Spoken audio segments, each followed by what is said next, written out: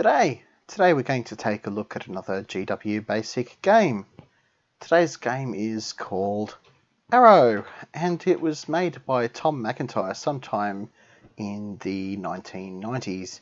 I didn't find any information about when it was made exactly, but some of his programs have information about Windows 95 in it, so Tom was making GW Basic programs over a very wide time period. So let's get stuck in and take a look at Arrows. Now, Arrows is a puzzle game, and there's a few interesting things about it. The first one is it has mouse control, so that's quite unusual for a GW Basic program. It wasn't exactly easy to get mouse control working, especially with the cursor.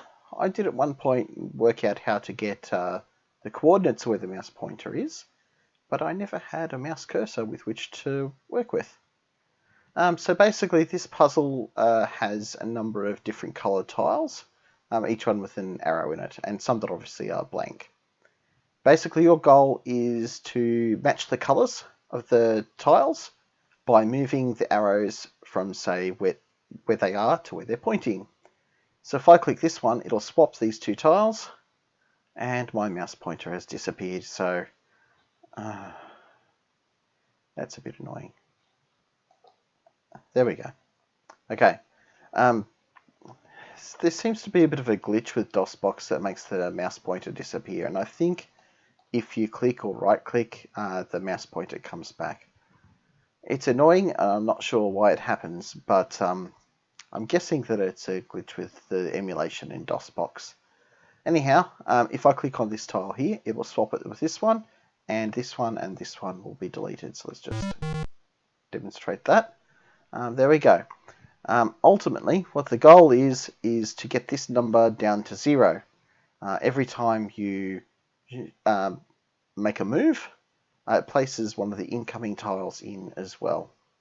So let's just see that. We'll move this one. And there we go.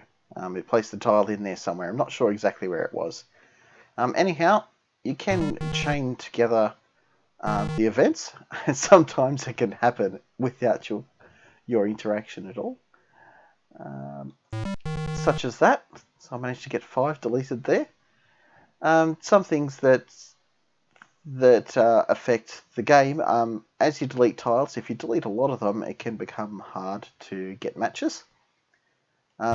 Say if you only have a few yellow ones like I do now, since they're so far apart, it's difficult to get them to connect. I do still have a lot of other colours, so I'll get in and use them. So far so good. Anyhow, I'm going to play this for a little bit, and we'll see if I can get the to go all the way down to 0.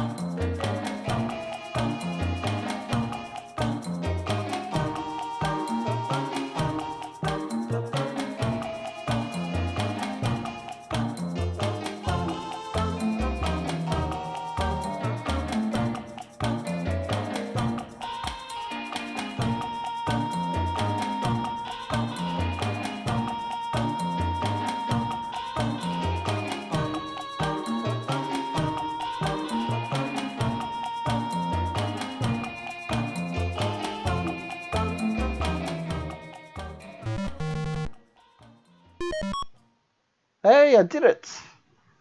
Okay, let's take a look at the high score. I have actually had a go at it before. That was really quite a nifty puzzle game. So yeah, I have actually had a go at it before. I got slightly better score this time. Yeah. So it has pretty good score table, high score table.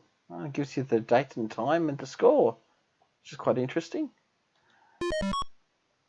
Although I did notice when I had a look in the configuration file that the score table was basically in plain text. So it would be really easy to edit something in that didn't actually happen. So there's a few options that you've got if you want. You can turn the sounds and animation off or on if you prefer. I think the sound and animation is perfectly fine. You can change the difficulty essentially by increasing the number of clicks before you actually finish.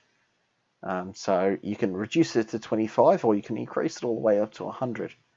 I reckon 100 would be pretty dang hard. So there's some info here about the game. Okay, obviously it's by Tom McIntyre. He was known as Wizware, and Tom was actually quite... I don't know how you'd say it, but he wrote a lot of GW Basic games. So he wrote a lot of GW Basic software in general, actually. Some applications and database systems. It's one of those odd outliers. A lot of people at the time would have been programming in other languages, but he used GW Basic. And then he compiled them with QuickBasic later to distribute on bulletin board services and the internet later. And I've got to say, if I didn't know this was made in GW Basic, I probably wouldn't have thought it was. Because it's so well made. The graphics are quite good. The mouse control is something that wasn't necessarily easy to achieve in Basic. And such detail as adding an information screen like this usually wasn't very common in many Basic games. A lot of the type-in games that you used to see were basically all text mode. So this is certainly one of the finer examples of a very, very good game written in BASIC for the IBM PC. Let's just take a look and see if there was any more information here. Yeah, so 10 points scored per arrow deleted. So yeah, that explains why I got roughly the same score, because it's the same number of clicks. Basically what you must look for is getting the sort of chains where you can get multiple arrows to be deleted at a time. I think that's probably the best way to score high in this game. Anyhow, I think that's all there is to it. This has been a very interesting puzzle game. I'd like to thank you all for watching, and we'll catch you next time.